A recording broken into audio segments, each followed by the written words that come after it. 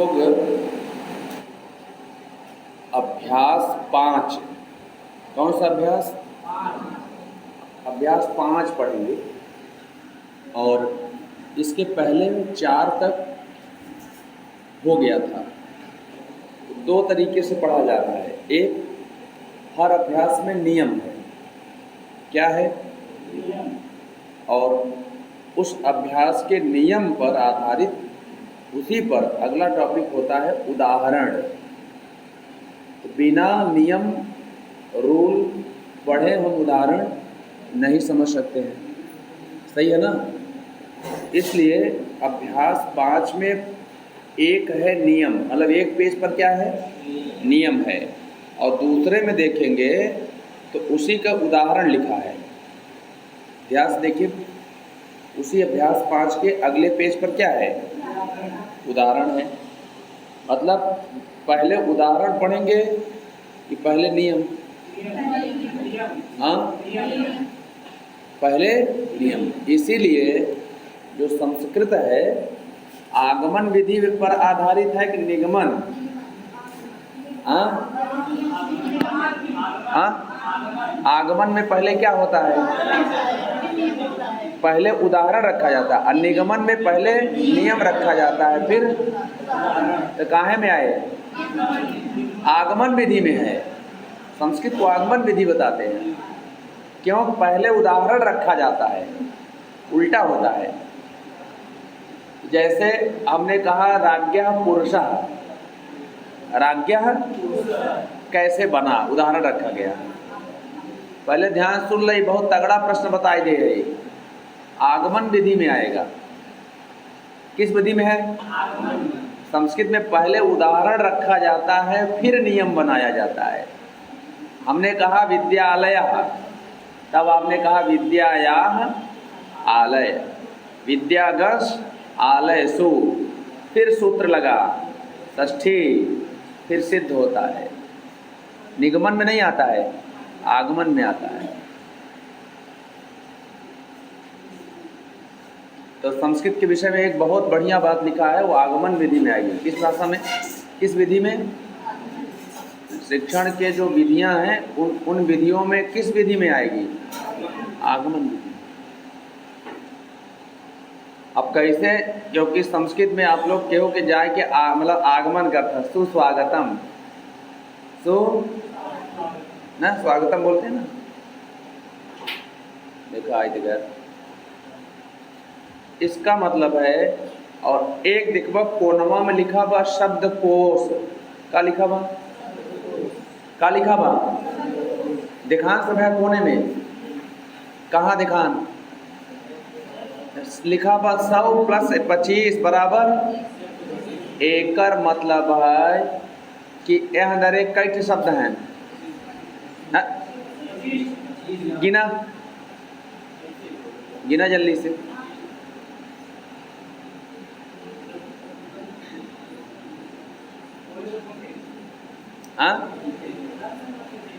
कई ठबा?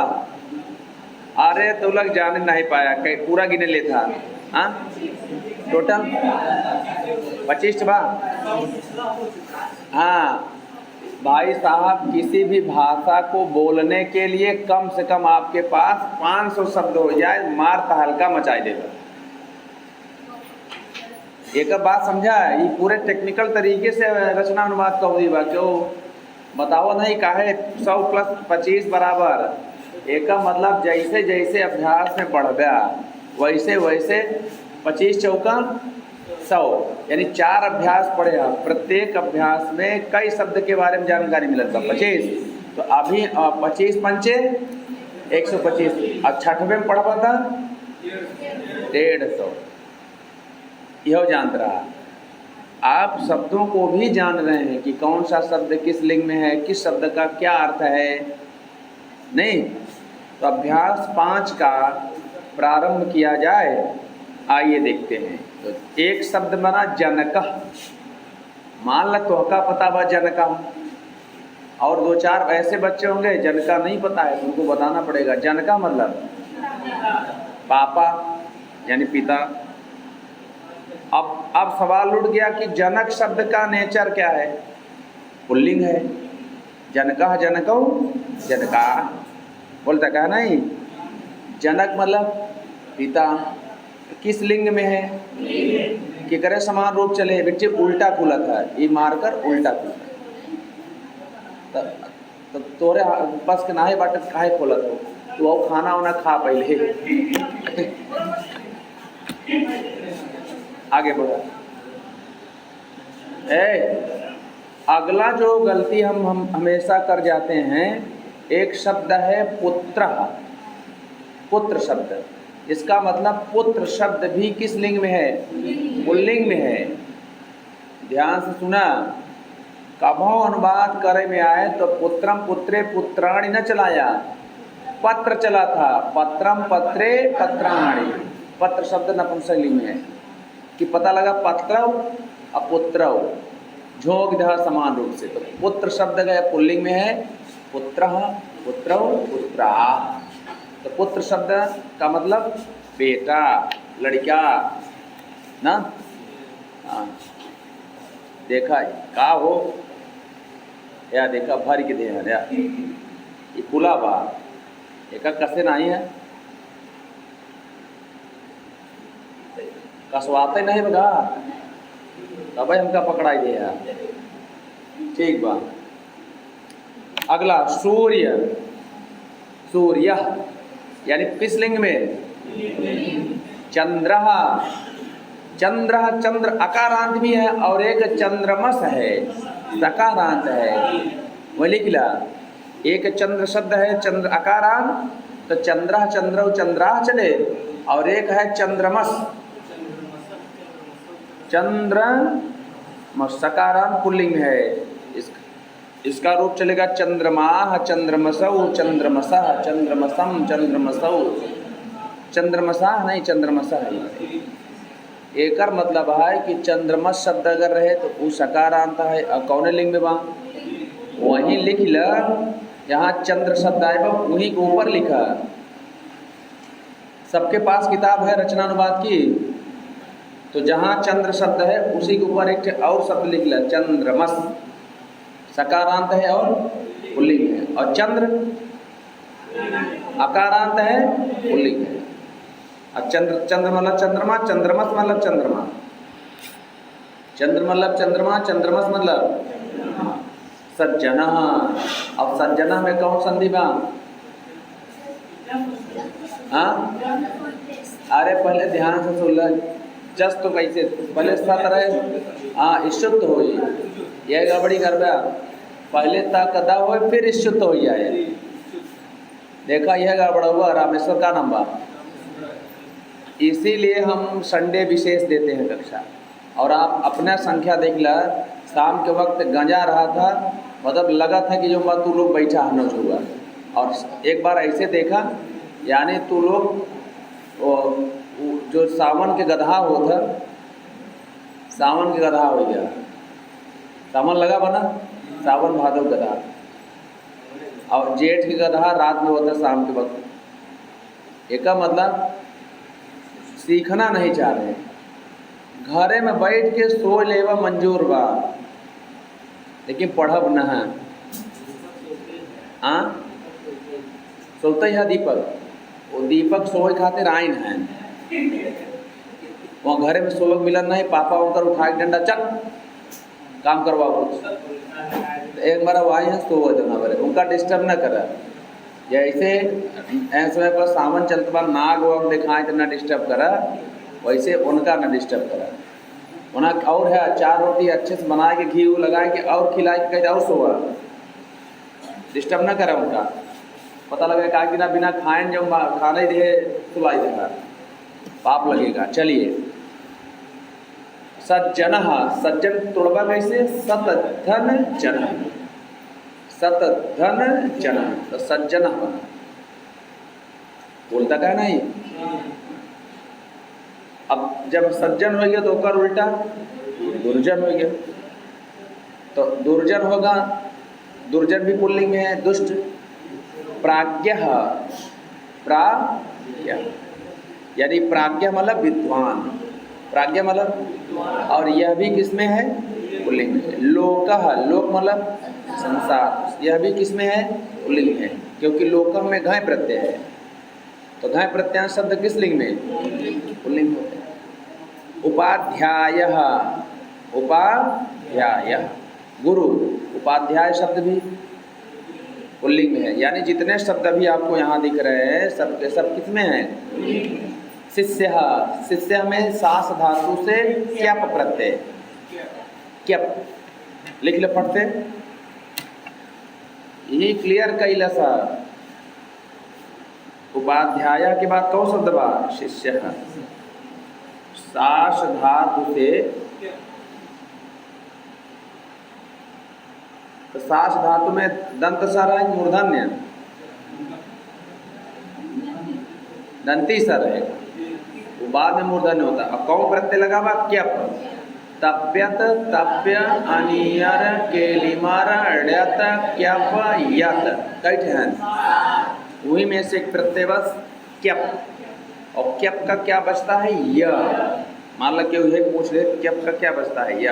अब क्यप लिखा तो आधा क और य और आधा प, क्यप। प्रश्न, प्रक्ष धातु से नंग प्रत्यय, प्रश्न में कौन धातु बा? प्रक्ष, प्रक्ष धातु से नंग प्रत्यय। धतुया का बा? वृक्ष, अब कौन प्रत्यय लगा बा? नंग, नंग का का बचा था? न, और जौन है चछा बा, ये पे सकार आदेश हो जाता है। इन दोनों स्थान पर क्या होता है? तो का बना हो? प्रश्न, और ये सात सूत्र लगा, कौन लगा? जौन शुद्ध का करे? निषेध कर दिए। अगर शुद्ध निषेध न हो तो का बना दी? प्रश्न, का बना? प्रश्न, न कड़ा हो जाए, ना समझा? हाँ, इया हो जाए, इया इया त वर्ग का वर्ण है ना, ये त वर्ग में च वर्ग में परिवर्तित होगा। तो याद रखिएगा, सात लगा, सात का करे? केकर, वो कहा था कि सा से परे, सात है पंचमी विभक्ति का सा, यानी तालब बशा के बाद में त वर्ग का वर्ण हो तो त वर्ग च वर्ग में परिवर्तित नहीं होगा। सात निषेध करता है। केकर लिख ला हुई जगह, ये सब बात तो का यही मिले। प्रश्न में प्रक्ष धातु है और नंग प्रत्यय है। एका ये लिखा ना है, हम तो का बता बोलते तो यह कौन बा? प्रक्ष, कौन प्रत्यय बा? नंग, नंग का बचा था? न। अब वही जौन च और छ बा, एकरे स्थान पर सकार का होता? आदेश। तो ये बन गया प्रश्न, और नंग का बचा? न।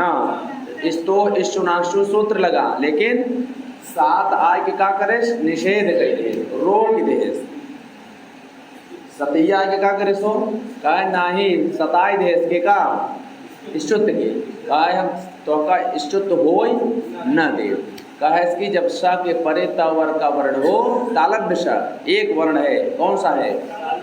वो करे बाद तावर का वर्ण दिखाई देगा तो न, न मतलब नहीं, क्या नहीं? स्तुत, स्तुत्तम न स्यात्। प्रभाकांत बताओ, बात समझा हम? क्या कहा? काहे की?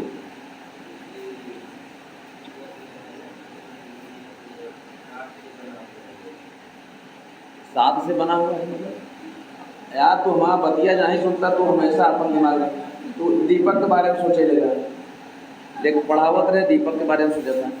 कहा थी सात कहाँ के रूप है? पंचमी। तो सात, सात का मतलब है स से परे, खत्म बात, केवल स से परे। अब आगे यानी स्तु चुनास्तु से स्तु का लिया गया, स्तु यानी त वर्ग का वर्ण होने पर, तब न त वर्ग का है कि नहीं? बोलता का नहीं? तो त वर्ग का वर्ण जब मिलेगा कि करे परे? तालब श से परे, तब जो त वर्ग का वर्ण बा उच्च वर्ग में परिवर्तित न हुए। अब समझिए, चला आगे देखा। कोशः, क्रोशः, क्रोश है, क्रोशः मतलब कोश, क्रोश मतलब दूरी। बात समझे नहीं? संस्कृत में क्रोश शब्द होता है, क्रोशा। एक क्रोशा मतलब 3 किलोमीटर, और उसी को कोश कहते हैं। कोश मतलब दूर, दूरी वाला मापक जो है। एक कोश, 2 कोश ना। संस्कृत में उसका क्या बोलते हैं? क्रोश बोलता क्या नहीं? हाँ। और क्रोश शब्द भी पुल्लिंग में। धर्म यह भी है, यानी धर्म शब्द भी पुल्लिंग में है। अब आगे सागर, सागर सागर सागर पुल्लिंग में है।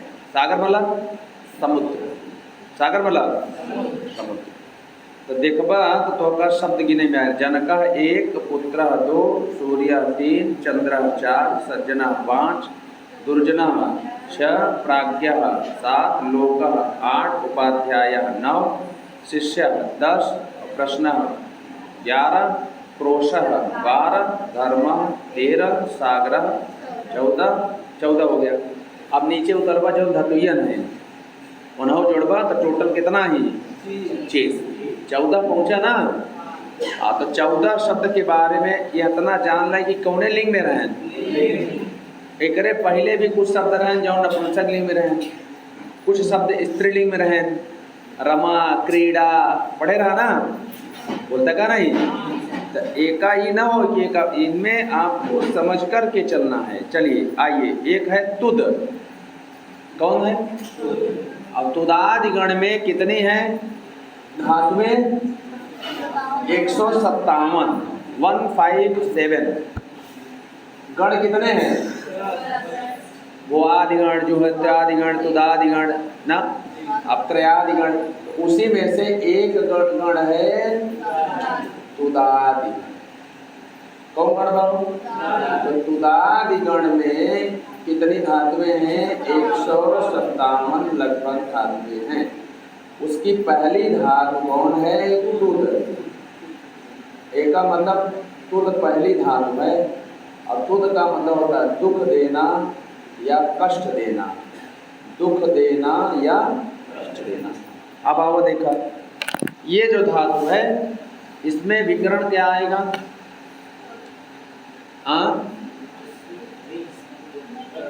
विकरण नहीं, स्नाक उसका है, क्रयादिगण का शपई आवत था, लेकिन ओकर लोप हो जाता।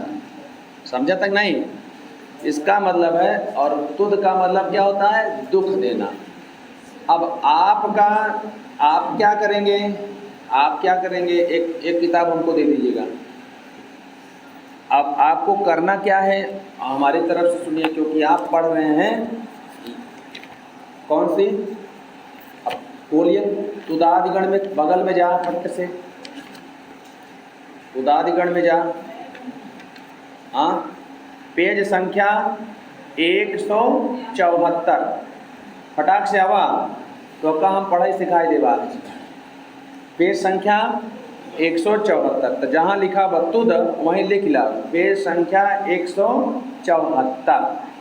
देखें, बोला? बोलता कहा नहीं? तो कहाँ देखेंगे? पेज संख्या 174 का कौने बाबूराम सक्सेना के जो किताबिया पढ़ा था वो लिखा, तुदादिगण में लिखा पेज संख्या 174। अब आवा, तोहरे पाठ्यक्रम में तुदादिगण की तुद धातु नहीं है, एकदम नहीं है, लेकिन प्रक्ष है। कौन बाबू? तो तुदादिगण और एक थे बाटे लिख। समझा ध्यान से, हम क्या कहा जाए? तुदादिगण के तुद धातु नहीं है, लेकिन प्रक्ष और लिख है। तो समझा नहीं है? तो ये दोनों धातु किस गण की हैं? तुदादिगण की। तो वहीं लिख लिया पेज संख्या 174, और क्या लिखवा? हाँ, ये लिख ले पढ़ते फटाक से लिखा। अब देखा, ये जितनी धातुएं आई हैं, चाहे वो ईस हो, चाहे स्पृश हो, चाहे प्रक्ष हो, ये सब के सब तुदादिगण की हैं। किस गण की हैं वो? किस गण की हैं? खत्म बा। और एक लिख धातु बा, लिख बा यहाँ लिखा नहीं है, लिख लीजिएगा। लिख धातु भी है किस गण की? बोला। अब 174 पे आवा, आवा देखो लिखा बत्तुग, तुद मतलब दुख देना। देखो अभ्यास 5 क्या कहे हैं?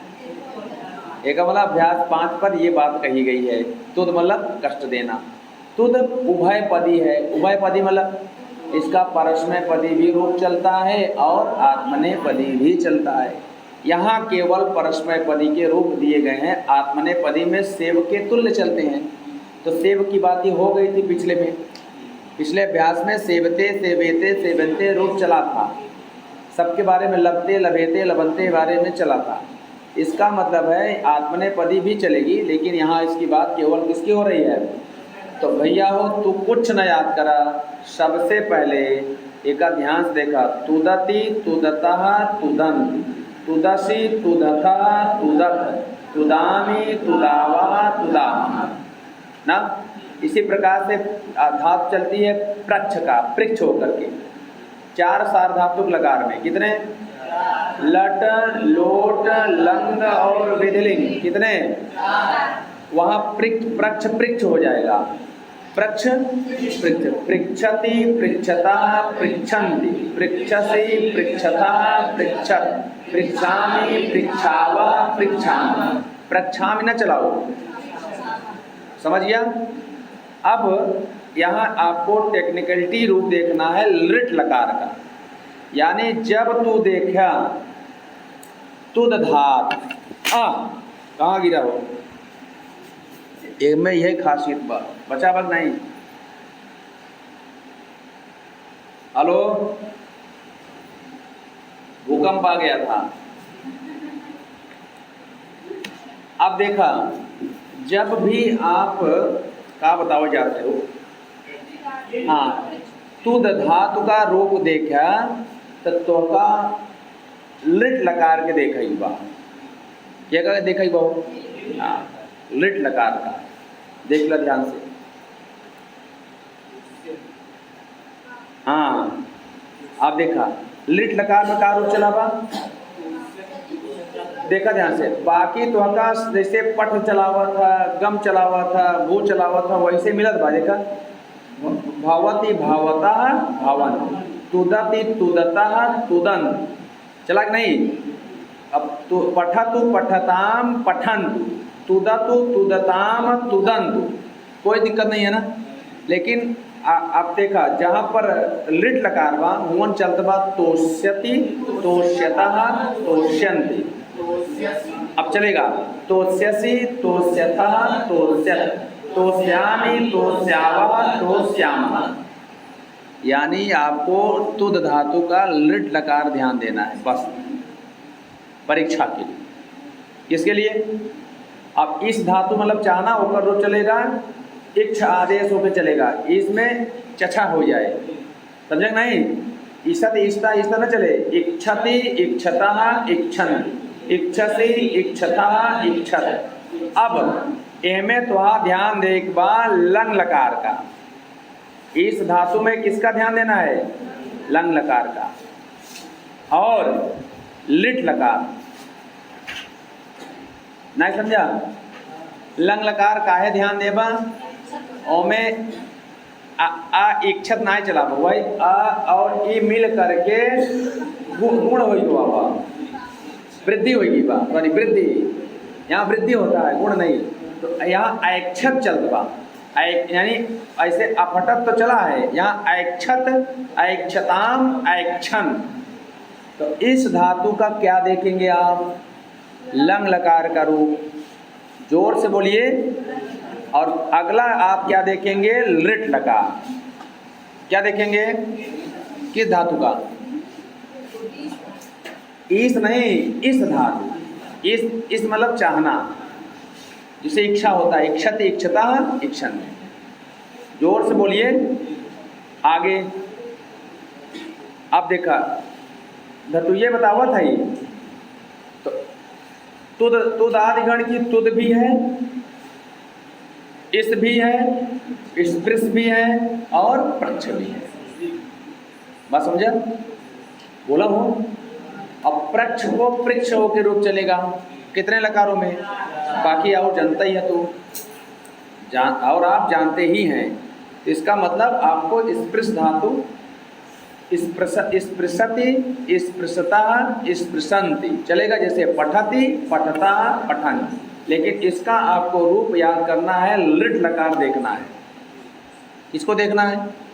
तोरे पाठ्यक्रम में ना ही बा, अगर हो तो अच्छी बात बा, ना ही बात और अच्छी बात है, लेकिन कम से कम पढ़ा था, संस्कृत जगत में जुड़ा है, एकर मान ला अनुवाद ही करे क्या आएगा, तब का करबा? काबा हम ना करब, हमारे पाठ्यक्रम में ना ही बा। एक का मतलब तू संस्कृत पढ़ा था तो रचना अनुवाद कौंदी के कण कण की बातें आपके दिमाग में होनी चाहिए। तो आज हमने यहाँ जितनी 4 धातुएं बताया वो सब किस गण की हैं? अब तुदादि गण में कितनी धातुएं हैं? तुदादि गण की पहली धात। और तुद के कौने लकार के रूप याद करबा? लिट का। बाकी तो नॉर्मल ही चलत बा। 5 में से पढ़ना है, 5 में एक से बढ़िया से टेक्निकल बा। कौन? वहाँ चलता बा तोष्यति, तोष्यता, तोष्यन्ति, तोष्यसि। मान ला राम राम राम राक्षस को कष्ट देते हैं, दुख देते हैं, तो क्या बताऊंगा? राक्षस को मारना नहीं, हम दुख की बात कर रहे हैं। या राक्षस जो है देवताओं को कष्ट देते हैं, क्या अनुवाद बनेगा? राक्षस देवता को कष्ट देते हैं। राक्षसः देवताम ना देते हैं, तो तब तो मैंने तुदति। और देंगे तो क्या बने? तोष्यति, तोष्यति देंगे। राक्षस देवता को कष्ट देंगे का अनुवाद क्या होगा? राक्षसः देवताम तोष्यति। अनुवाद हो गया? नहीं होगा। अब तो हल्का ना ही पता बा, तुद पता बा, तो कहे तुदस्यति का बताए थे? कहे तुल रहे और में बन जाए तुदस्यति। और तू का जौन ऊ बा ओकर गुण हो जात बा, तो का बनत बा? तोष्यति, तोष्यतः, तोष्यति। यह तो का ध्यान दे खातिर आप रविवार बेकार करा, यह ध्यान दे एक बार। और बाकी पढ़त तो सब हैं, कैसे पढ़ा था भगवान ही जानता।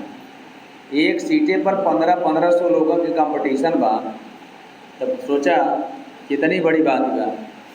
एक सीट में 1500 लोग आई हैं, तब 1500 में 1500 एक सीटे में 1500 हो जाएगा कि फेविकोल लेके सबके इकट्ठे आपस में जुड़ जाए, कहीं चला नौकरी होए कब हो? संभव नहीं बा। इसलिए आप अच्छा काम करेंगे तो अच्छा ही होगा, कभी बुरा नहीं होगा, अच्छे को अच्छा ही होता है। तो पढ़िए, अच्छे से मेहनत करिए, समय बेकार मत जाने दीजिए। भाई अभी भी कह रहे हैं, एक नियम बना लीजिए कि आपको अपने घर में अपने आप को 4 घंटे से कम नहीं देना है। अगर आप अपने आप को 4 घंटे अपने आप को नहीं दे रहे हैं घर में, कमरे में, और कुल यह कोचिंग वो कोचिंग बैठा था, कोई फायदा नहीं है। जैसे प्रभाकांत रहे, एक दिन आए, कहें गुरुजी मैं समय हूँ, मैंने कभी किसी को बख्शा नहीं है, छोड़ा नहीं। जो मेरे साथ नहीं चला तो मैं उसको छोड़ के चला जाता हूँ मैं उसको छोड़ के जाता हूँ। इसलिए आप बाद में कल आए कि हमसे कहा था गुरुजी तू सही कहा था। हम कहा हाँ, कहें अब हमका ज्ञान हो, हमका देखा ऐसा ज्ञान ना हो जाए कि सीधे हिमालय चला जा। हाँ, तो गाना ऐसा नहीं बना सारा दिन तुम प्यार करोगे तो काम करोगे तो प्यार कब करोगे? यानी सारा दिन तुम कोचिंग में बैठोगे तो पढ़ोगे कब पढ़ोगे भाई? अपना भी तो भगवान दिया है बुद्धि, उसका हम बता दिए, उसका अभ्यास करिए, उसको देखिए, उसको सेट करिए। 24 घंटा अगली बगली बैठा ध्वनि सुनात बा, यह दिन भर गूंजत बा, और रात में गया 4 रोटी हचक के मारा, सो गया। अब तो रात पता ही नहीं चल रही बा, अब दिन के 4 घंटा भी नहीं पता चल रहा है, 1 घंटा आने में 1 घंटा जाने में, इसको नहीं नाप रहे हैं आप। 1 घंटा आना और फिर क्लास में बैठ रहे हैं तो क्या 1-1 सेकंड में बस काम की ही बातें चल रही हैं। 1-1 मिनट आपके लिए इम्पोर्टेंट है। एक जगह बैठा और पहले अपने आप को सेट करा, वह लायक बनावा। कोचिंग क्या है? कोचिंग गाइड है, आपको रास्ता बता दिया गया है, काम आपको करना है, इतना ही करना है आपको, जानते रहिएगा। जब हम लोग पढ़ते थे तो बगल में कोचिंग डली रही, ये नहीं ना यहीं पढ़ा हो रहा है, सारा लड़कियाँ मतलब हमार हो ही जाए सिलेक्शन, हम पहुँच जाओ तो गए बैठे खूब 2-4 महीना गए और वो में जब बुद्धिमान है केवल एक जगह बैठत रहें, वहीं गुरु जी के पास बैठा रहे, सुनत रहें जो दिन भर में काट के मिले कोनो चीज़। उसके बाद मैं आपको जो बता रहा हूँ सुन लीजिएगा, ऐसा नहीं है कि आज नई कोचिंगें खुल रही हैं, बहुत पहले से ये सब हो रहा है। अब बुद्धिमान लड़कियाँ जाएँ बस एक जगह पढ़ के चुपचाप सब्जी उब्जी खरीदें, अपन खाना वाना बनाए, 2-4 घंटा कमरा में पढ़ाएं, दिन में फिर पढ़ाएं और हो जे यह कोचिंग वह कोचिंग, यह कोचिंग वह कोचिंग करे था, वो पीछे रहा, बहुत पीछे रहा है। जब उसने ये प्रयोग किया कि यार अब कहीं इधर उधर नहीं जाना है, कमरे में बैठ के समय देना है, तब जा कर के उसका कल्याण हुआ। तो कई वर्ष यानी 4-4 साल गंवाए के बाद तब एक मतलब तोहका बरे आपन बुद्धि ना लगाओगा, जे जो कहे वही करेगा।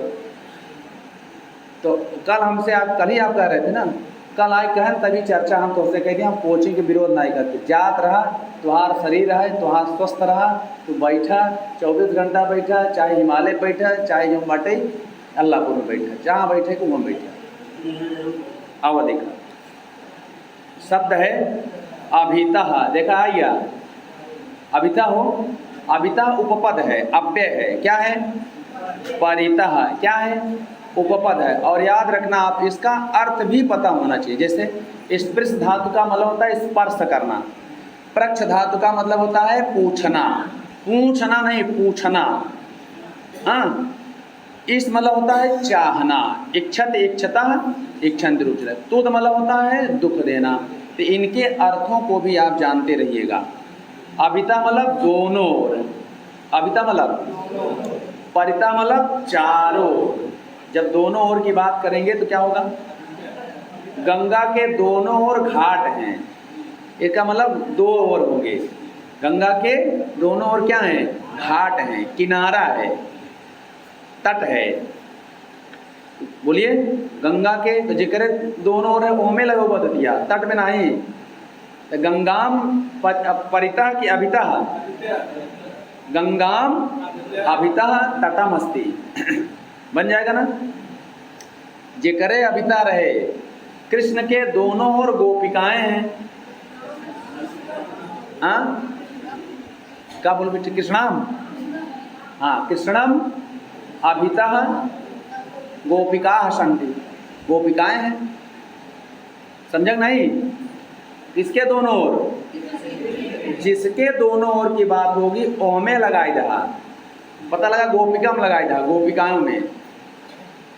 क्लियर बा? ऐसे अब परिता मतलब, अब देखा अभिता परिता समया निकषा हा प्रतियोगे, इस में जितना शब्द बोला सब के सब अव्यय हैं, यानी निपात। और यही इन्हीं को कहा गया है उपपद।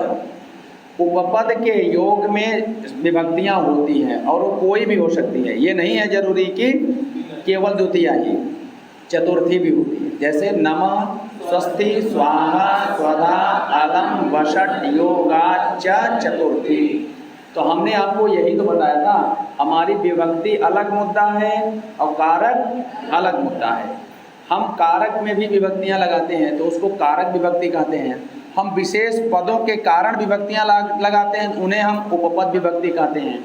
हम कर्म प्रवचनी संज्ञा करके कर्म प्रवचनी युक्ते द्वितीया पंचमी सप्तमी लगाते हैं तो वो कर्म प्रवचनी विभक्ति हो गई नहीं।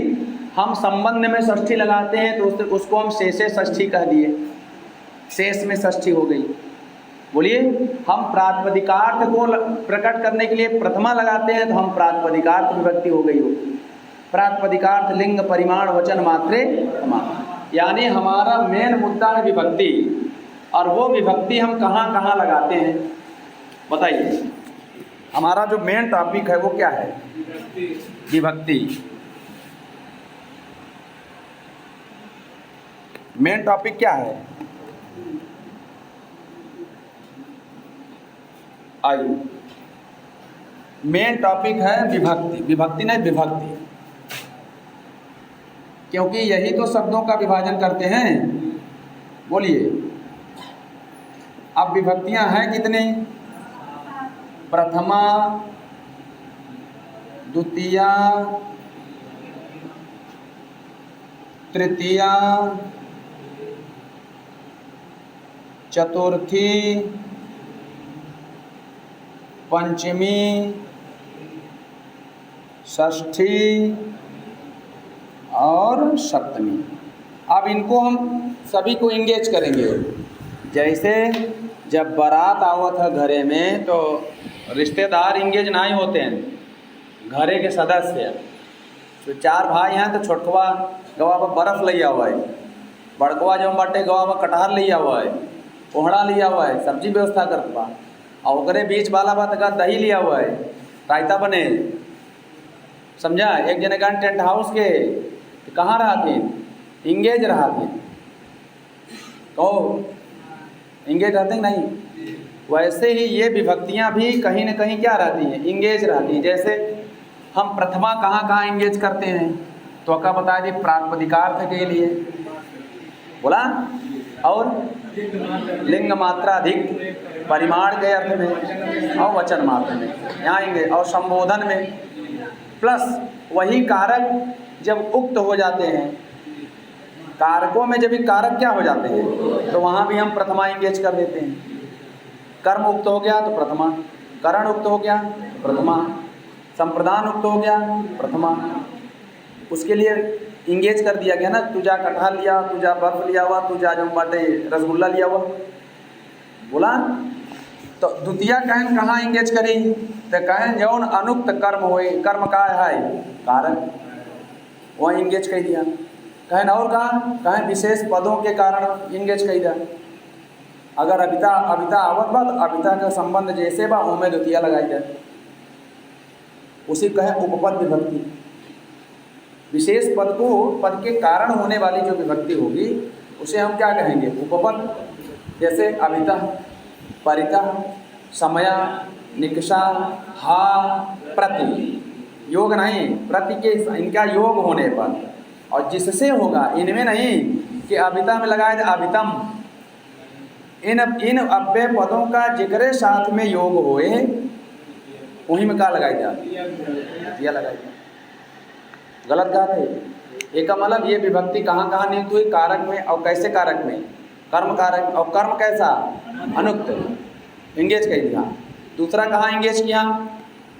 दूसरा उपपद में। उपपद में होने के कारण, यानी जब उपपद आवे और उनका किसी से संबंध हो तो जैसे संबंध हो तो में क्या लगाई जाए?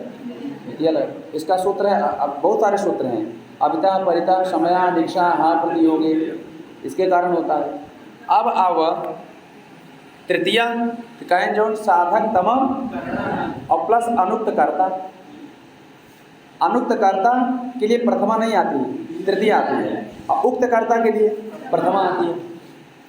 समझे नहीं? तो तृतीयों को इंगेज कर दिया, जा तो जो टेंट हाउस से टेंट लग गया हुआ, यानी तृतीया विभक्ति लगेगी साधक तमम करणम, जहाँ जहाँ करण होगा, और प्लस और भी मुद्दे हैं सह के योग में, यानी उपपद विभक्ति भी हो रही है।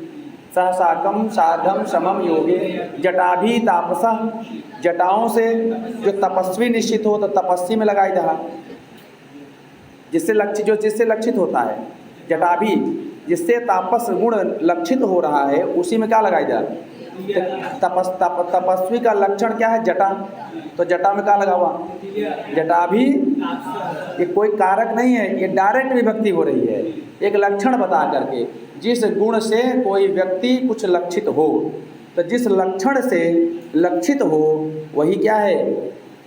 वो उसी में तृतीया लगा देंगे। तो कोई जटा से क्या लगत बा? सन्यासी। तो कैसे सन्यासी लगत बा? तो हमें क्या लगाई देबा? मान ला क्यों एक परत के ऐसे जो बंदुकिया में गोलियां लगत हो, पूरा पहने रहा था, डकैत तो कैसे पहने रहा था, वो रहा है, और एक बड़ा सा बंदूक ले रहा है, तो ओसे का दिखाई दे वो डकैत, तो ओमे का लगा हुआ जौने से दिखात बा बंदूकिया से, ओमे का लगा हुआ ओकर वह लक्षण बतावत भाई कि का है डकैत। तो जौने लक्षण से वह लक्ष्य लक्षित हो तो उस लक्षणवा में का लगा हुआ तृतीया, ये डायरेक्ट कह रहा है। बोलिए, जटाभि तापसा यानी इत्थम भूत लक्षणे, लक्षण है, लक्षणे में होता है। इस प्रकार से इत्थम मतलब इस प्रकार से कोई प्राणी दिखाई दे तो लक्षणे मतलब लक्षण में, तो जटाओं से प्राणी क्या दिखात बा तपस्वी, तो तपस्वी में लगा हुआ जटाओं में जो लक्षण बा जिकरे कारण से वो तपस्वी मालूम चल रहा है। तो हम आपको कारक नहीं पढ़ा रहे हैं, ये विषयांतर इसलिए हुए कि कारक विभक्ति अलग अलग चीज़ है। विभक्तियाँ क्या कारक में ही आती हैं क्या? नहीं, विभक्तियाँ अन्य स्थल पर भी आ रही हैं, जैसे उभय परितः के योग में अभिता परितः शिमया निश्चय, जटाओं से लक्षित हो रहा है तपस्वी, तो जटा में लगत बा, क्या ये कारक है क्या? नहीं, लक्षण है, लक्षण में लग रहा है। तो किसी अर्थ विशेष में भी विभक्तियाँ आती हैं, बोला। तो विभक्ति हमारा अलग मुद्दा है, और इसीलिए थोड़ा सा बाबूराम सक्सेना में संशोधन कैला, जितनी विभक्तियाँ करने वाले सूत्र हैं वे द्वितीय अध्याय में आते हैं, और जितने संज्ञा करने वाले, जितने कारक करने वाले हैं, कारक मतलब संज्ञा, वो प्रथम अध्याय में है।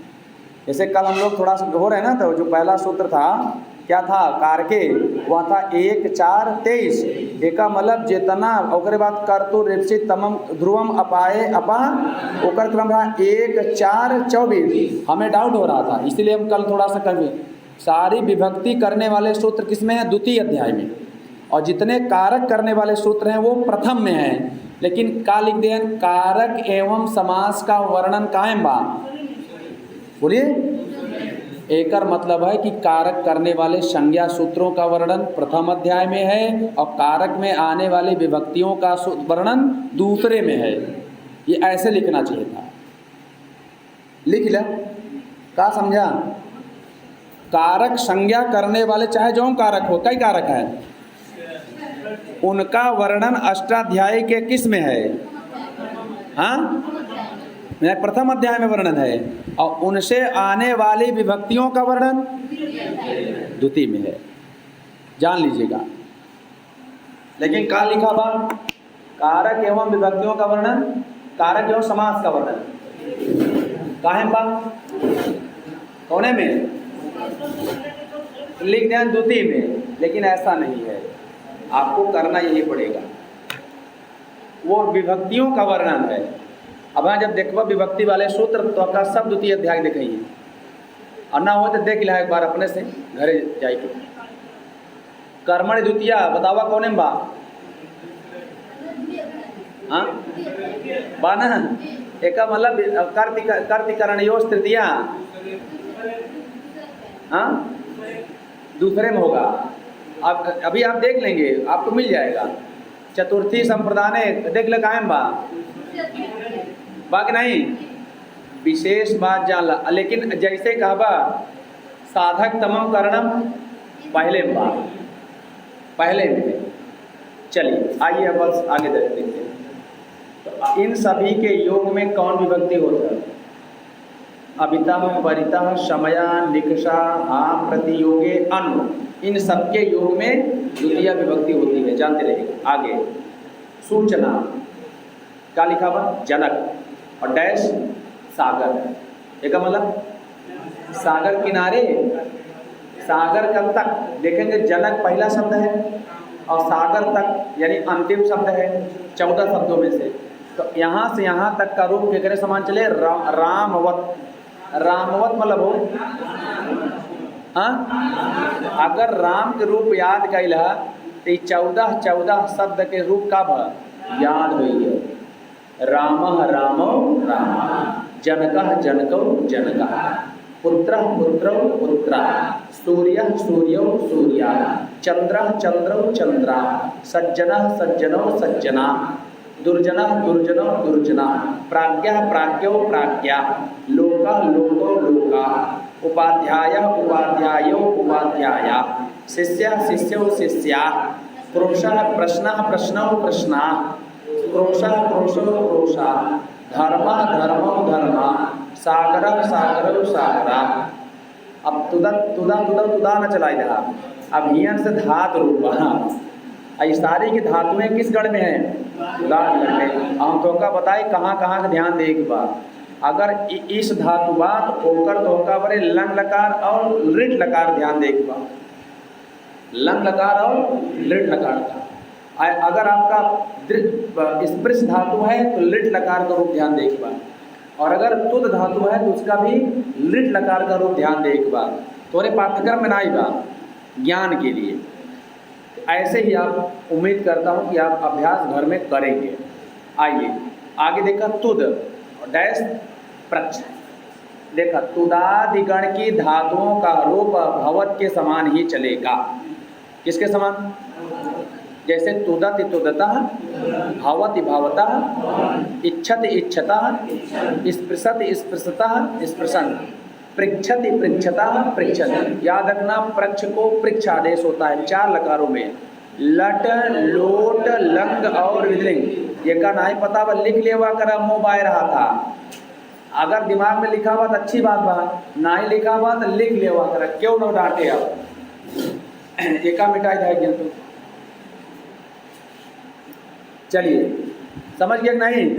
अब बस जौने जौने धातु पे हम बतावा कौन कौन लकार ध्यान दे के बाद।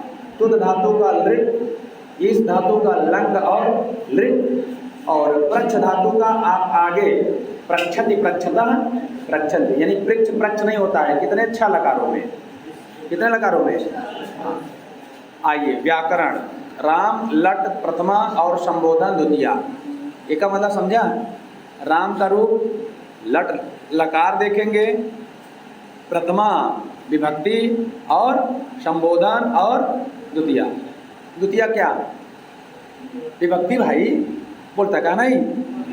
एक का मतलब हम प्रथमा विभक्ति कहाँ कहाँ लगाऊं? तो प्रातिपदिकार्थ लिंग परिमाण वचन मात्रे प्रथमा संबोधने च। और राम का रूप रामा रामो रामा रामम रामो रामा रामा, और फिर रामेण रामेण रामाभ्याम रामई रामाय रामाभ्याम रामेभ्य रामात रामाद रामाभ्याम रामेभ्य रामस्य रामयो रामाणाम रामे रामयो रामेश हे राम हे रामो हे रामा। यही देखो। अब लट लकार मतलब कोनो धातु रहे, लटत लटता लटंती। हाँ अब चलाए दी गाय ने कहा लट लकार लटत लटता लटंती। अरे भैया लट मतलब लकार है और जौन धात पहोगो होकर लट में चलावा तो वो मिला। भवति भवता भवंती भवसी भवता भवत भवामि भवावा भवामा। एक आज ने चलाए दे कहा लटत लटता। अब फिर गड़बड़ती हो जाए जान ले। अब देखा तो द्वितीय विभक्ति जानते हैं अविता परिता समया निक्षा हा प्रतियोगे द्वितीया। खत्म भाई चैप्टर। ये फालतू हम फफाते। आओ देखा का लिखा हुआ शब्द रूप। राम शब्द के रूप स्मरण करो। क्या करो? ऐसे ना स्मरण कर लिख पढ़ा बात। राम शब्द के रूप स्मरण करो। स्मरण कर लिया ऐसे नहीं। भवति भवतः भवन्ति, पठति पठतः पठन्ति, तुदति तुदतः तुदन्ति, इच्छति इक्षतः इच्छन्ति, स्पृशति स्पृशतः स्पृशन्ति। फिर हाँ लिख है लिखति लिखता लिखंति। लिख धातु प्रच्छ धातु किस गण की है? अभी जितनी धातुएं यहाँ दिखाई दे रही हैं सब के सब तुदादि गण में है। कितनी धातुएं हैं? 157। आगे बढ़िए। अब हम लोग देखेंगे। देखा तुद आदि के रूप भवत के तुल्य चलेंगे। तुदत तुदा इच्छति। देखा लट लोट लंग और विलिंग। एक का घेरा और लिखा ही कहाँ है? सार्वधातुक लकार। या लिखा बा लट लोट लंग और कैसे लकार हैं? जोर से बोला। यह दे सार्वधातु। और सार्वधातुक लकार में कुछ धातुओं के आदेश होता है। जैसे इसको इक्ष और प्रच्छ को पृक्ष। जान ले इन्हें ईसत ईसता ईसत चलाए जहाँ। इसमें मूर्धन्य स्वर है। एक का मतलब है चाहना। एक का मतलब इस मतलब चाहना, और जब चार लकार लौगी तो ओमे इस इक्ष हो जाएगा। और देखा प्रक्ष पृक्ष हो जाएगा। कितने लकारों में? भाई साहब यह विशेष बात बतावे खातिर त्योहार हम बुलाए, तो काम यही हमारा बुलाइए। आधा से ज़्यादा लड़कियां गायब हैं, एक मतलब है अगर 200 लोग बैठा था तो तुम्हें 100 लोग बैठा, चाहे जौन हो जाए, हम संडे अपन बर्बाद न कर। तो अगर तू संडे न बर्बाद करबा, एक दिन तो अगर संडे बर्बाद करे। अगर नौकरी मिल गया तो अच्छी बात है, लेकिन कौनो नौकरी करबा तो संडे को काम करे जाकर, संडे के 100% करने जाएंगे। और नौकरी में आ जाए तब करबा थोड़ा और अच्छा लगे, भाई मैं संडे को काम करूँगा, उसको हमको हमारा मेहनताना मिलेगा, नहीं मिलेगा। लेकिन अब प्राइवेटे में अगर जुगाड़ लगी है तो का मैनेजर कहे ऐसा कर, कल आ जा, काहे कल हमरे यहाँ जम्बा नाग पंचमी बा और रुद्राभिषेक बा, थोड़ा समय से आया। प्राइवेट की तो जॉब मैं बता रहा हूँ, प्राइवेट में कहें ना आया रुद्राभिषेक बा, प्रसाद ला खाया पिया, कुछ कामों रहे थोड़ा देख लिया, हम कहें जा टेरी ले आऊँगा आमे के आप तो टेरी ले गया, कहें थोड़ा गाय गोबरव चाहिए, गोबरव ले हो गया, मना नहीं करेंगे। आप जॉब है, वो कोई इंसल्टी वाली बात नहीं है, ये जॉब है। आप जहाँ भी जॉब करें, बड़े बड़े लोग सेठ के यहाँ जाते हैं, वो कह दे जा थोड़ा सा मार्केट में जाओ सब्जी लेते आओ, जाना पड़ता है। बड़े बड़े सेठ के यहाँ जो लोग चलते हैं, और यहाँ ना एक बार मोटी मोटी चैन पहने रही हो नहीं, इसे वही सेठ हैं, वो कहाँ से चैन पहनती हैं? क्योंकि वो अपन चैन खोए देती है, नींद चैन, तब वो चैन खरीदती है मोटी सी, और तो कल लगे कि यहाँ आवत है ये हुमन के सेठ हैं मुंबई के, लेकिन वो सेठ नहीं रहते हैं, उनका बाप बैठा है मुंबई में, एक से बढ़कर एक सेठ हैं। तो हमें आपको मेहनत करना है, मेहनत इस बात के लिए कि आप संडे मंडे रात दोपहर सुबह शाम को एक कर देना है, जान लीजिएगा। तो कितनी धातुएं हैं? यानी इस और प्रक्ष, मूल धातु है इस और मूल धातु है प्रक्ष। इन्हीं को चार लकारों में, जो चार लकार की क्या संज्ञा है? सार्वधातु, उन्हीं में आदेश हो जाता है, बाकी में इस इसे ही रहे और प्रक्ष ही रहेगा, बाकी बचे कितने? 6। समझ गया? एक का विशेष ध्यान दें भैया, कारक में कहन प्रथमा, संबोधन और द्वितीया। कारक में, कारक प्रकरण में ही विभक्तियाँ आती हैं ना, तो कह रहे हैं कि नियम 10, एक पहले कई नियम पढ़ा, 4 अभ्यास में 9 नियम पढ़े रहा, 1 से लेकर के कहाँ तक? 4 तक कई नियम पढ़ा। अब आज इस 5वें अभ्यास में हम 10वां नियम पढ़ने वाले हैं। कहें कर्ता, कर्ता का है, कहें व्यक्ति का नाम, वस्तु का नाम, आदि में प्रथमा होगी। इसके लिए शब्द क्या है? प्रातिपदिकार्थ, लिंग, परिमाण, वचन, मात्रे। यहाँ कर्ता में अर्थात उक्त कर्ता, लिख लो, कर्ता उक्त हो, अभिहित, अनभिहित नहीं, अभिहित या वाच्य। जब भी कर्ता वाच्य होगा, अभिहित होगा, उक्त होगा, तो हमें कौन विभक्ति लगे? जोर से बोलिए, प्रथमा लगी। और किस अर्थ में? प्रातिपदिकार्थ में। प्रातिपदिकार्थ, लिंग, परिमाण, वचन, मात्रे, प्रथमा, संबोधने च। यानी जो हम पहला बात करें ना, वो प्रातिपदिकार्थ, लिंग, परिमाण, वचन, मात्रे के बात करें ना, और जो दूसरका में 11 नंबर के बाद, कौन नंबर? 11 नंबर का नियम ओमे कहना संबोधने च। और संबोधन करने यानी पुकारने में संबोधन विभक्ति होती है। देखा, संबोधन विभक्ति ना हो, संबोधन में प्रथमा विभक्ति होती है। जहाँ संबोधन लिखे न लिख ले, संबोधन में विभक्ति होती है। किसी को संबोधन करने में संबोधन विभक्ति होती नहीं, प्रथमा विभक्ति होती है। यानी संबोधन में कौन विभक्ति? प्रथमा। जैसे हे राम, हे कृष्ण, तेह में सु विभक्ति सुपाई, सु औजस, तो यानी प्रथमा विभक्ति में संबुद्धि संज्ञा होने के कारण उस सु का क्या हो गया, लोप। अलोप करने का सूत्र एंग ह्रस्वात संबुद्धे लिख लिया। यहाँ राम एक वचन में और हे कृष्ण में एक वचन में जो सु आ रहा ओकर लोप वह माना संबुद्धि संज्ञा होने के बाद एक सूत्र आता है एंग ह्रस्वात संबुद्धे। संबुद्धि का पंचमी षष्ठी का बने संबुद्धे, संबुद्धे एंग ह्रस्वात संबुद्धे से आई हुई प्रथमा विभक्ति के संबोधन के एक वचन में सु का क्या हो जाता है, लोप हो जाता है। इसीलिए वहाँ हे राम नहीं बनता, हे राम बनता, हे कृष्णा नहीं बनता, हे कृष्ण बनता। आवा कारक प्रकरण चलत बना, देखा कारक प्रकरण में द्वितीय विभक्ति का प्रसंग आ गया। नियम 12 में कर तो रिप्सित तमम कर, एका इसे नॉर्मल नियम देख लिया। अब कारक प्रकरण तू पढ़ा था तो वहाँ विशेष में देखा कर्तु मतलब कर्ता का, इप्सित तमम कर्तु शब्द यहाँ कहाँ का रूप है, षष्ठी का। कहाँ का रूप है, एमे षष्ठी आय के करे कारण से अक्तस्य च वर्तमाने के कारण से। इप्सित तमम में अक्त प्रत्यय लगा है, इप्सित है फिर तमप है।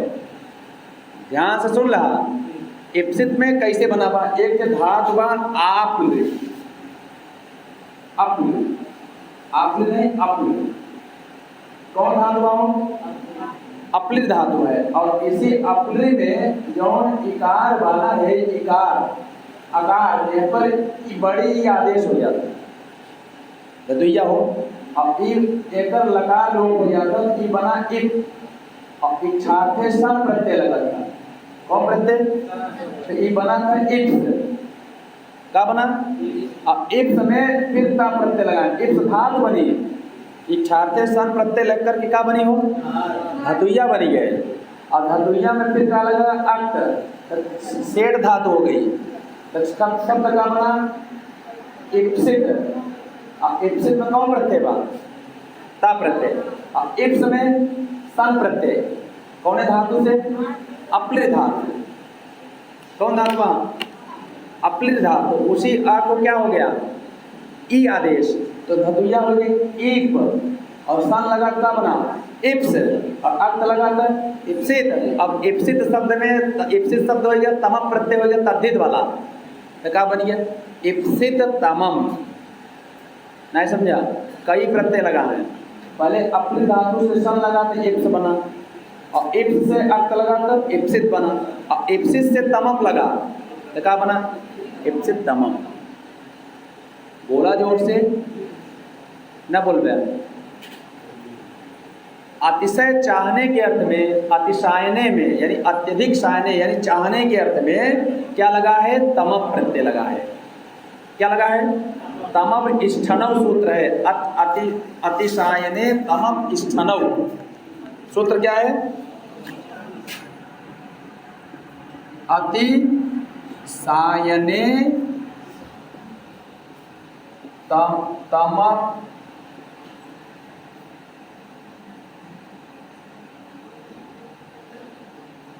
स्टर में बड़ी नहीं छोटी हो, छोटी रहे, तमप विष्ठनव, यह सूत्र है। जौने से अतिशायने के अर्थ में तमप प्रत्यय और इष्ठन होता है, दो साड़ू साड़ू प्रत्यय हैं। नहीं समझा, क्या बतावा इष्ठन प्रत्यय कैसे आवा था, और तमप अतिशायने तमप विष्ठनव हो गया, तम विष्ठनव यानी तमपा है, तमपा पा पा पा हो गया, पा पा पा जस्त संधि और अचीनम व्यंजनम, समझी नहीं पावा था क्या यार, तमा विष्ठनव हो गया, ये संधि भाई बात।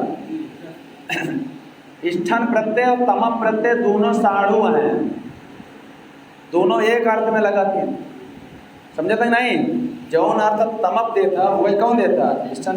देखा श्रेष्ठ, श्रेष्ठ में कौन प्रत्यय बा, इष्ठन बा। ज्येष्ठ, और यहाँ आपका इप्सित तमम बोला, प्रियतम कौन बा, बोलते ना यार। एकम मतलब अत्यधिक यानी अतिशायने तमविष्ठनव सूत्र से यहाँ इप्सिततम में कौन प्रत्यय लगा हुआ? तम प्रत्यय लगा। समझ गया ना? ही समझा? हमें तम प्रत्यय लगावे के सूत्र कौन है? अतिशायने तमव विष्ठनव, तम विष्ठनव वही था। तम प पकार के बकार हुई है जस्ट संधि और स्थन का ई जोड़ी है अजीनम व्यंजनम। अब ना समझा था प्रभाकांत समझ नहीं, ईमानदारी से बताया। हाँ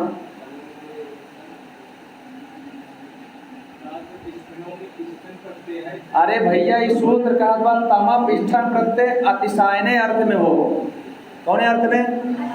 अतिशायने अर्थ में कौन प्रत्यय हो? तमप और स्थन प्रत्यय। तो इप्सित तमम में कौन प्रत्यय बा? किताबिया देखा आप तो लोग समझते ही नहीं है। एक किताबिया की कर नहीं लेकर इनमें लिखा। अब देखिए कर्तु रिप्सित तमम कर्म। तो कर्तु कहाँ का रूप है? यहाँ पर कर्ति कर्मणों कृति से षष्ठी हो रही थी, लेकिन नलोका व खलर्थ त्रिनाम से निषेध हो रहा था कर्तु में षष्ठी। लेकिन अक्तस्य च वर्तमाने सूत्र लग करके वर्तमान अर्थ में उसने क्या कर दिया? षष्ठी कर दिया है।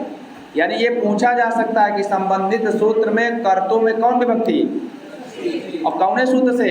अक्तस्य च वर्तमाने से। क्यों? क्योंकि इप्सित में कौन प्रत्यय बा? ता प्रत्यय यानी अक्त प्रत्यय। इस कारण से कर्तु में कौन विभक्ति आएगा? षष्ठी विभक्ति आएगा। कर्ता का इप्सित तमम यानी सबसे ज्यादा चाही गई वस्तु। यहाँ इप्सिततम मतलब अतिशय अर्थ, अतिशायने अर्थ में तम प्रत्यय लगा हुआ। अतिशय अर्थ में कहें सबसे ज्यादा जो चाही गई वस्तु होगा, जिसको वो प्राप्त करना चाह रहा है, आप तुम इप्सित तमम, उसी को जो है हम क्या कहेंगे? कर्म। उसी को क्या कहेंगे? कर्म। यही सूत्र कहता है कर्तु इप्सित तमम। अब कर्तु शब्द कैसे बना? कर्तृ शब्द का पंचमी षष्ठी का बनता? कर्तु कर्तु कर्ता कर्तारो कर्तारा कर्तारम कर्तारो कर्त्रीन कर्त्रा कर्तृभ्याम कर्तृभि कर्त्रे कर्तृभ्याम कर्तृभ्या कर्तु कर्तृभ्याम कर्तृभ्या कर्तु कर्त्रो कर्तॄणाम कर्तरि कर्त्रो कर्तृषु। हे कर्ता, हे कर्तु नहीं, हे कर्ता, हे पिता, हे माता। और समझा? कर्त शब्द का रूप नपुंसकलिंग में भी चलता है। कर्ति कर्तृणी कर्तृणी कर्ति कर्तृणी कर्तृण। यह ना झोंकदा। कर्ति शब्द का रूप नपुंसकलिंग में भी चलता है। हाँ का अलग अलग बता।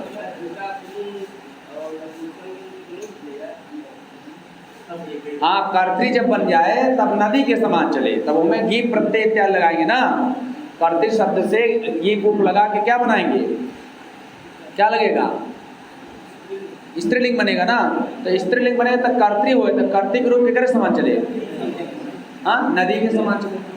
और इसका मतलब है इसका नपुंसकलिंग में भी चलेगा, पुल्लिंग में भी चलेगा और स्त्रीलिंग में चले तब जब गीत की इत्यादि लगाएंगे, तब स्त्रीवाची प्रत्यय लगाएंगे तब तो शब्दों बने कर्तृ हो।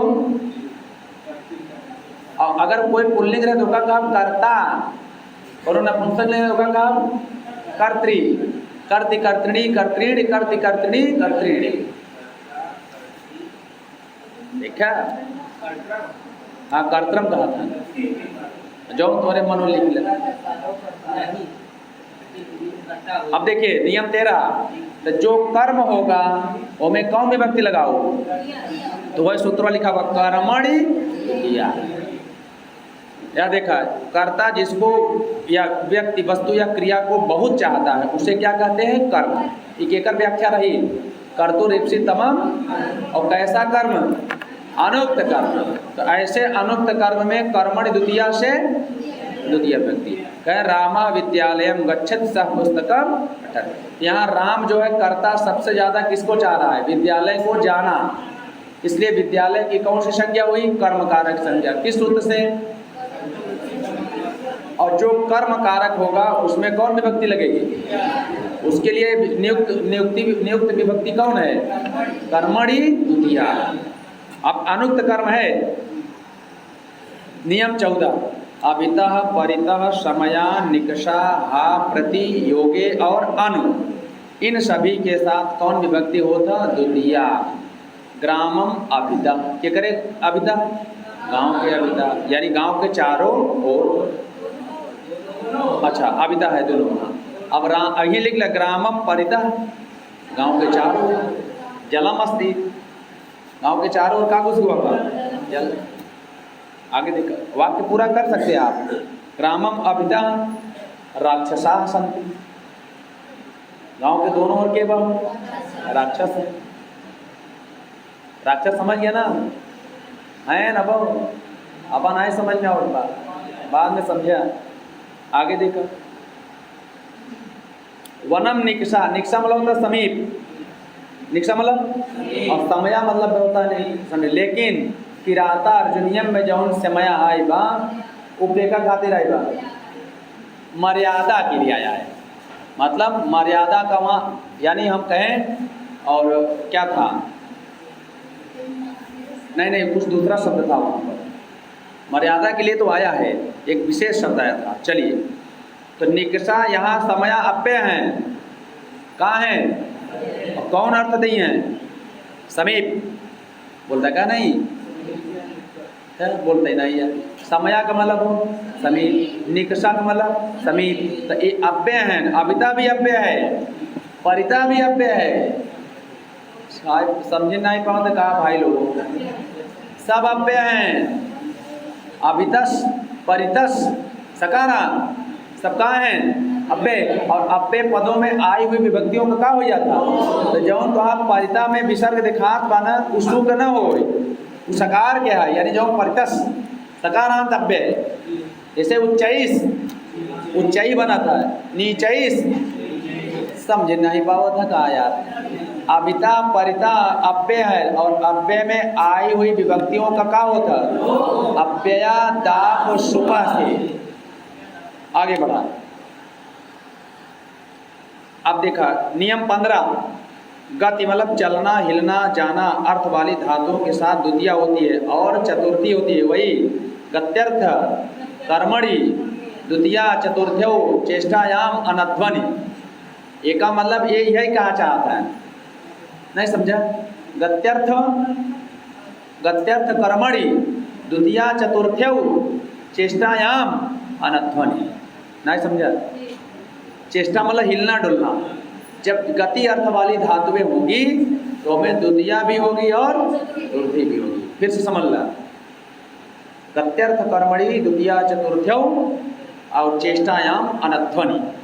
एका यही समझ ला, गत्यर्थक धातु के प्रयोग में द्वितीया और चतुर्थी दोनों होती है, लेकिन इन्होंने आपको क्या दिखा दिया? केवल द्वितीया।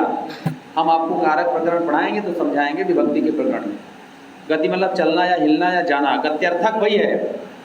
गति मतलब मोशन जिसमें हो, गति हो। तो गत्यर्थक धातु के प्रयोग में कौन विभक्ति होता है? द्वितीया और एक जान रहा। कहीं कहीं वैकल्पिक होता है, कहीं कहीं नहीं होता है, विशेष कंडीशन पे। वो कंडीशन बताएंगे तब आपको ये भी समझ में आ जाएगा। यहाँ क्या समझाना चाह रहे थे? रामम ग्रामम गच्छति। अब एक कर्ता क्या है? सह रामम ग्रामम गच्छति, सह छिपा हुआ, राम दिनेश सुरेश सब छिपा है। अब आगे देखा, वनम विचरति, वन को विचरण करता है। समझ नहीं पाओ था? देखा यहाँ ग्रामम में आई बा द्वितीया, वनम में का आई बा कर्ता छिपा बा। इन्हें बताया था वनम विचरत में वनम करता है, वनम का है कर्म हो गया। अब कर्म में कौन विभक्ति हो? एक कर्ता की है छिपा हुआ। बतावा यही चाहता है, लेकिन तू समझे नहीं पाता। वनम तृप्तिम गच्छति, तृप्ति भी गत्यर्थक है। स्मृतिम गच्छति ये भी है। आगे बढ़ा, यह नियम रहा। अब कल हम अगले वाले उसमें अभ्यास बनाएंगे। कौन सा? हाँ, पांचवा अभ्यास के उदाहरण देखेंगे। अभी आज बस इतना ही, और मैं उम्मीद करता हूँ कि इसमें एक एक बात आपको अच्छे से समझ में आ गई होगी। अगर ना ही आवत बा तो भैया एकर इलाज अब कतौ न मिले, समझ गया? अगर यहाँ नहीं तो कहूँ, समझा था?